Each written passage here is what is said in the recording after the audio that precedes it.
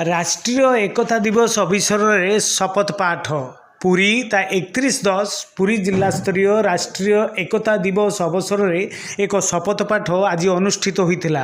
अतिरिक्त जिलापाल राजस्व कार्यालय प्रकोष्ठ में यह शपथ पाठ अनुष्ठित होता। अतिरिक्त जिलापाल राजस्व कैलाश चंद्र नायक समस्त को देशर सुरक्षा अखंडता और एकता को बजाय रखिबार शपथ पाठ कराइथिले। देशर सुरक्षा और अखंडता पई लौहमानव सरदार वल्लभ भाई पटेलଙ୍କ दूरदृष्टि और कार्यशैली यही राष्ट्रीय एकता को संभव और समुद्री करिपारिथिला बोली से कहिथिले। सेहीपरि आज पूर्वतन प्रधानमंत्री इंदिरा गांधी महाप्रयाण दिवस होइथिबारु श्रद्धांजलि अर्पण करा जाइथिला।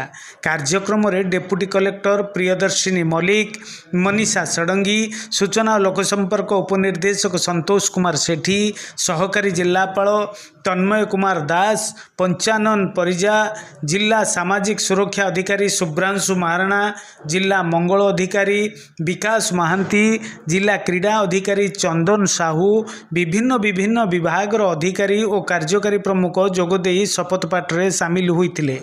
विभिन्न जिला स्तरीय कार्यालय, ब्लॉक, तहसील कार्यालय मानक शपथ पाठ अनुष्ठित होता।